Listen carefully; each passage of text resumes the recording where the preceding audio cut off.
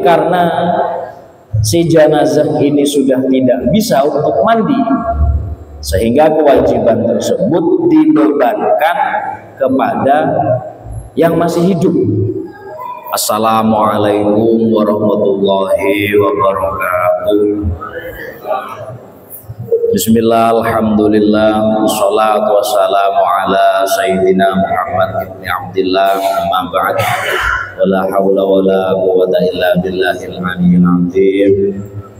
Hadratul kiram, para alim, para ulama, para sepuh, Bapak Ibu ingkang dirahmati Allah Subhanahu wa taala.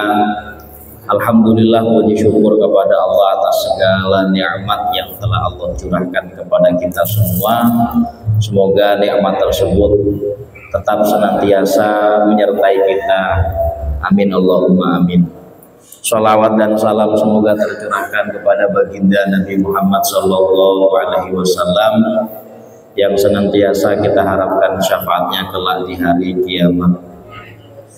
Hadirin yang saya hormati, sebelum kita mulai, mari kita tawassul Fatihah terlebih dahulu dengan harapan semoga rutinitas malam Rabu kita benar-benar mendapatkan ridho dari Allah dan mendapatkan keberkahan, serta keluarga kita dianugerahi nikmat oleh Allah Subhanahu wa taala. Al-Fatihah. A'udzubillahi minasyaitonir rajim. Bismillahirrahmanirrahim. Alhamdulillahirabbil alamin. Arrahmanir rahim. Maliki yaumiddin. Iyyaka na'budu wa iyyaka nasta'in. Ihdinas siratal mustaqim. Siratal ladzina an'amta 'alaihim ghairil maghdubi 'alaihim waladdallin. Amin. Bismillahirrahmanirrahim. Malam ini kita mengulas tentang fikih kematian, atau bisa dikatakan dengan fikih jenazah ya.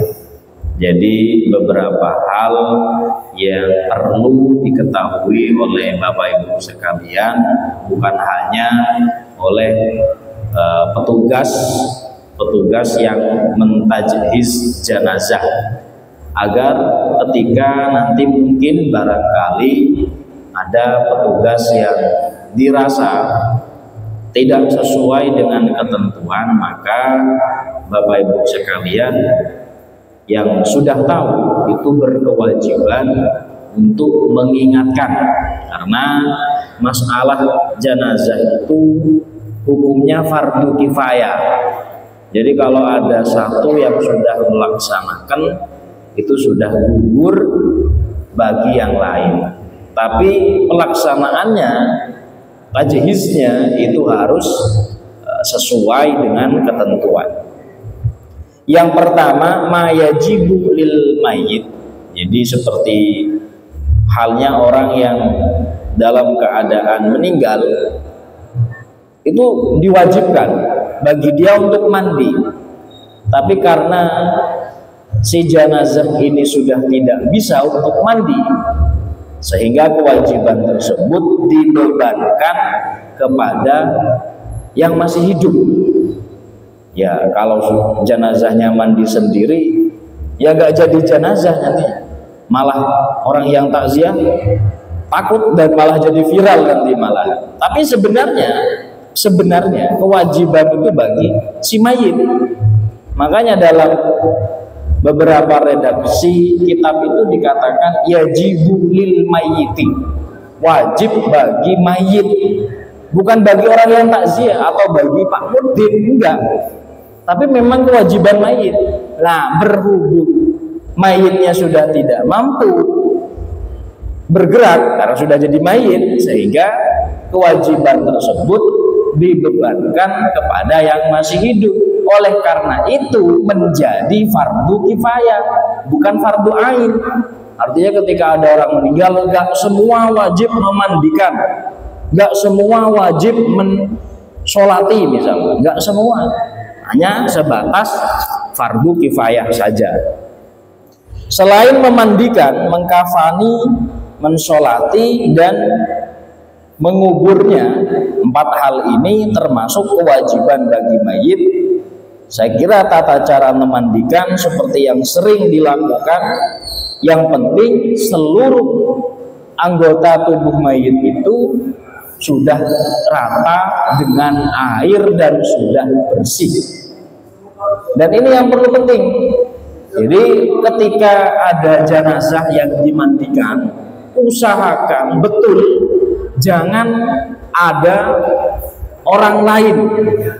Jangan ada orang lain yang ikut berada di sana. Orang lain ini maksudnya yang tidak ada hubungannya dengan mayit.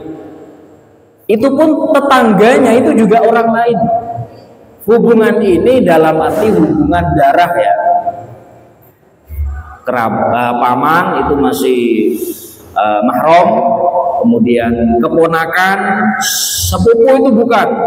Pokoknya yang punya hubungan darah, suami, istri, anak itu yang paling utama. Kakek, nenek itu juga termasuk hubungan darah.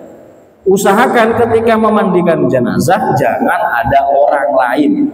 Kalau petugasnya bagaimana Pak? Oh, itu sudah diberi kewenangan untuk memandikan jenazah. Tapi yang lebih utama memang keluarga inti. Mungkin karena saat meninggal keluarga inti merasa kehilangan sehingga tidak sanggup, oleh karena itu nanti dibebankan kepada petugas. Dalam hal ini mungkin Pak Mutin ya. Tapi memang usahakan betul saat di lokasi memandikan jenazah, usahakan panjenengan yang bukan anggota inti keluarga boten usah derek-derek. Takutnya apa? Nah, kadangkala jenazah saat dimandikan itu ada aibnya, ada celahnya. Dalam entah aibnya itu berbentuk fisik dalam hal apapun, agar hal-hal tersebut tidak menjadi konsumsi publik. Tujuannya itu. Yang kedua, jenazah itu walaupun sudah tidak memiliki ruh, dia tetap seperti halnya manusia pada umumnya. Nek didemek sithik dicubit nggih sakit. Cumpame sing ngedusi terlalu biantar kayak ngedusi sapi, nggih jane kepengin bengok, cuman mboten saged ngoten. Sama, dimulia seperti halnya kita mandi seperti biasa ngoten. Dengan cara yang halus, yang baik dan benar. Kemudian setelah dirasa rata baru diulesi ya, dikafani. Ada yang menggunakan lapis berapa, kemudian 3 lapis, 4 lapis. Yang penting kain kafan itu sudah menutupi jenazah cukup itu.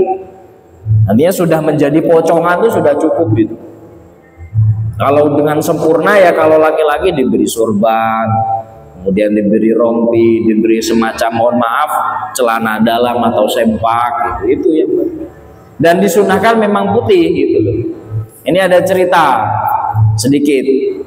Jadi seorang sufi tapi orangnya suka bercanda, namanya Abu Nawas.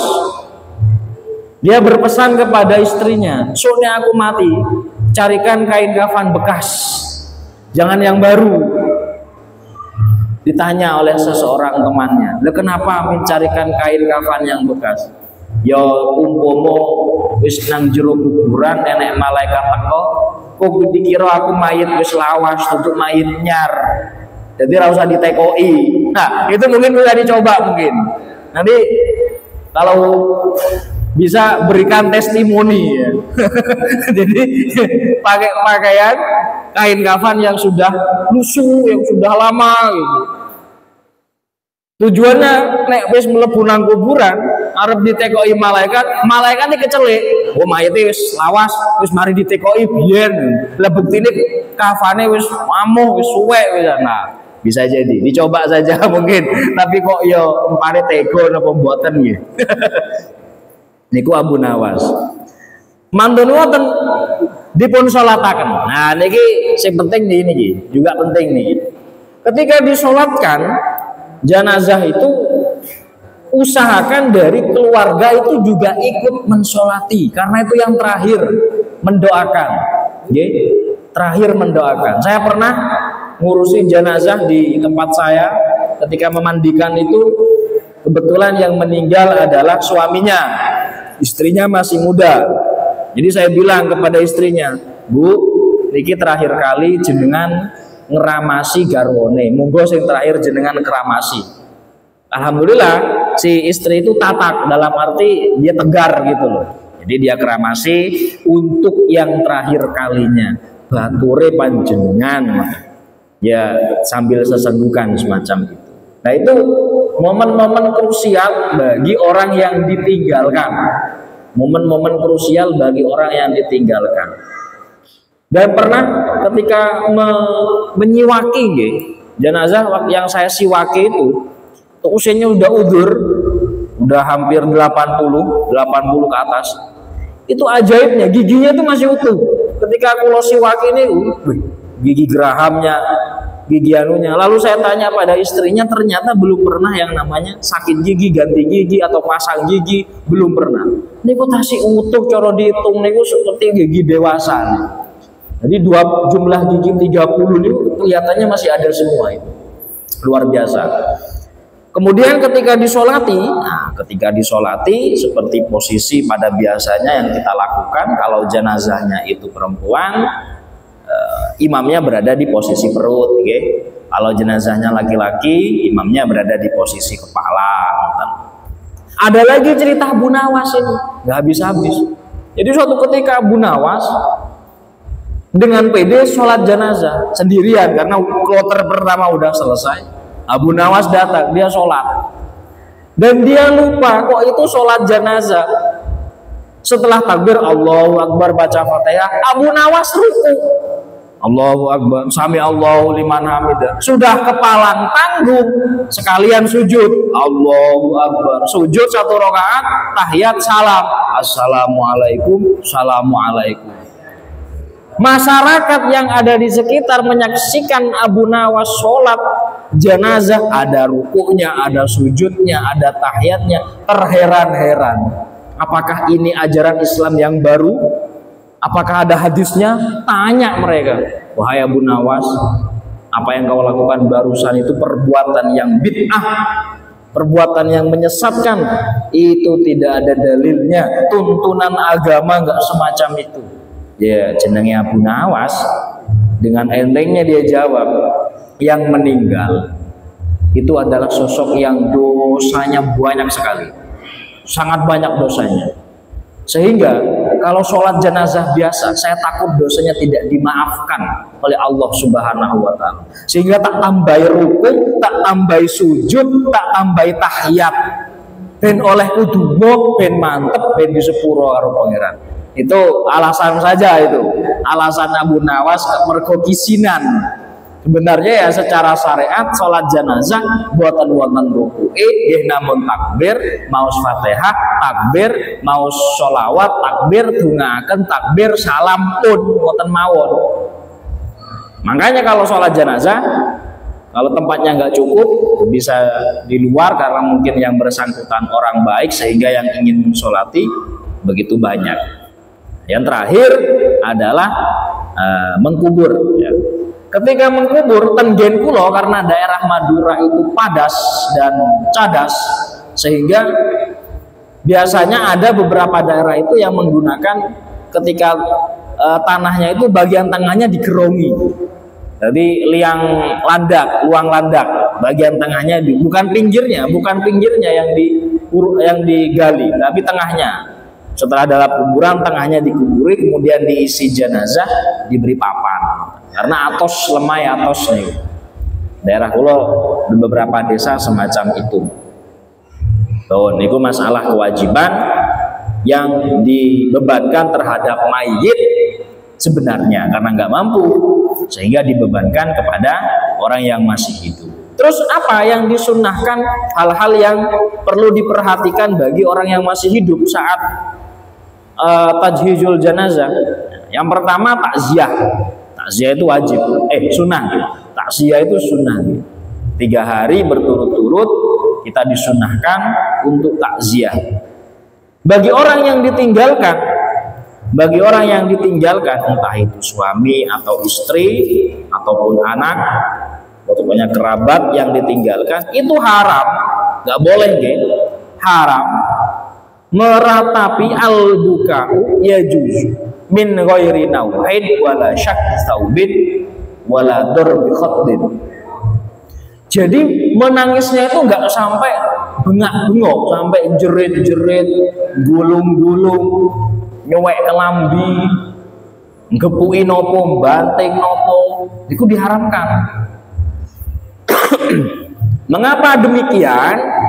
Karena menangis semacam itu menunjukkan ketidakrelaan yang bersangkutan ketika ada dari keluarga intinya yang diambil kembali oleh Allah Subhanahu wa taala. Jadi kalau nangis dia biasa, sesenggukan, tapi boten ngantos sampai tonggone krungu kok nangis bengak-bengok jerit-jerit. Padahal cara umpami sing nilar niku sing setri misalkan nggih, sing jaler tasik sugeng nangis angsal sudah 1000 harinya lah kok boten sasik dereng pendak setunggale lah kok pun rabi malih, padahal nah ngapusi nangis berarti ini dereng pendak setunggale lho, dereng bahkan kuburane lho cara sing jaler nggih. Nek sing setri kan wonten masa indahe, cara sing jaler lho sing tasik sugeng misalkan kuburane bojone urung garing lho lemahe, terus akad nikah meneh pisan. Iki nangis sing ngapusi iki. Milo nangis niku nggih biasa-biasa mawon, nggih sedih, tetap sedih. Cuman jangan terlalu, itu haram jadinya. Mengapa? Karena itu menunjukkan bahwa ketika ditinggalkan itu enggak rela. Karena kullu nafsin, bahasanya dalam Al-Qur'an, kullu nafsin, semua yang hidup sinten mawon, bahkan malaikat, nabi, daikotul maut, nyicipi mati niku pasti niku pun pasti ini. Kita namung ngentosi ngantri mawon iki. Kita sakniki tasih saged oyah, saged dahar, saged mirengaken pengaosan, saged jamaah. Niku nggih namung ngentosi mati niki. Mboten ngentosi napa-napa. Dilalah tasih keparingan kesempatan untuk bertobat ten gene Gusti Allah. Ngoten lho. Monggo dipun gunakaken kesempatan niki. Kranten kematian itu boten wonten semayane. Nabi Ibrahim itu kaget ketika dicabut nyawanya. Nabi Soleh niku tanglet ten gene malaikat. Tondone wong arepe mati apa malaikat?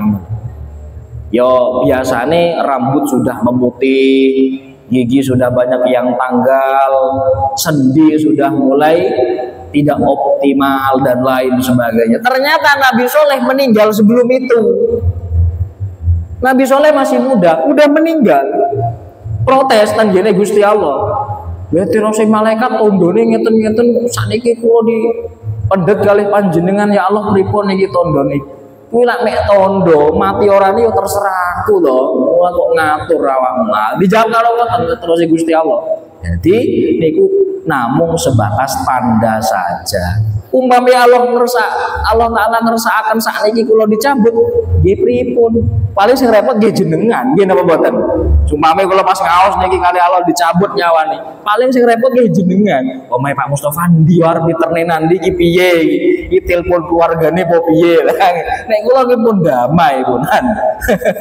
Enten.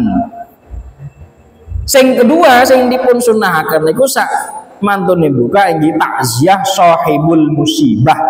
Datang keluarga sing ditilar kagem sederek, tanggi, mitra, kenalan, rencang niku dipun takziahi sahibul musibah, dipun aring-aringi dipun dongaaken mbok bilih jenazah niku wau gadah kelepatan nggih di sepuro. Lajeng sak dipun dereng diberangkataken sing nate kula jelasaken niku wau jenengan saksekne jenazah niki sae napa awon sae duka nate ngrasani jenengan, nate dolim ten jenengan pun Piantun niki pun mantun punang kontrak datang dunia niku pun telas. Urusan piantun niki pun kalih Gusti Allah, kalih kita sing tasih urip niku urusanipun bar pun di sepuro mawon. Di sepuro mawon. Loro ati kaya apa wis ta lah. Tiyang niku pun ngedep pangeran, pun nerimo amale, duka amal sing sae, duka amal sing awon, pun ngedep pangeran. Awake dhewe ora usah memperberat. Salah wong ora pate apik, terus kon nyaksek nek awake dhewe moh-moh wonge ngacel nang aku wegel. Sampai saiki gak barbar aku. Dudu wong apik kuwi. Mesakne sing jenazah niku wae. Kranten nopo? Bisa jadi kita ada pada jenazah tersebut posisinya ngoten. Nah, kita nggak pernah tahu. Oleh karena itu berbesar hatilah untuk memaafkan. Tak sepuro jenazah memang Pak Ibu niku mang tak sepuro dosane, tapi utangnya tetap tak tagih. Nah niku mboten napa-napa nek masalah niku. Tak sepuro dosane, tapi dekne dhewe utang nang aku 500.000, ya tak parane bar pitang dinonan, bar tahlilan aku tak koyah karo ahli warise, tak omongi kabeh ngoten. Mila nek ngajeng utang jenengan kedah wonten saksine supados umpami dipendet dadak kali Gusti Allah wonten sing semerep ngoten lho. Kae lho dhewe utang asline ngene semene lah ngoten lho.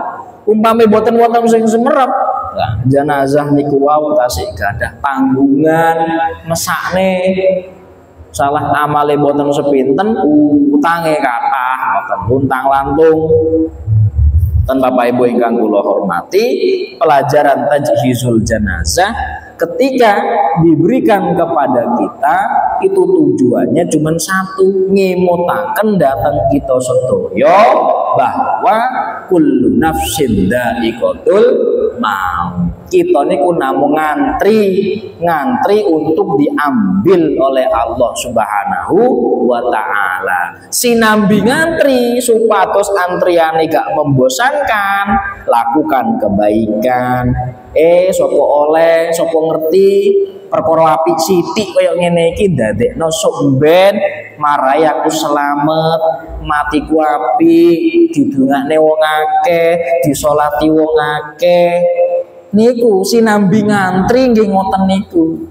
Bapak Ibu ingkang kula hormati, niku wau perkawis sing penting sing badhe kula sampaikan terkait jenazah. Mugi-mugi kita sedaya dipun panggil kalian Allah kanthi bekto iman, Islam, husnul khotimah. Amin Allahumma amin. Bapak Ibu ingkang kula hormati, mekaten ingkang saged kula aturaken, mbok bilih wonten kekirangan saking kula pribadi, ketingapunten ingkang kathah. Ihdinas siratal mustaqim. Wassalamualaikum warahmatullahi wabarakatuh.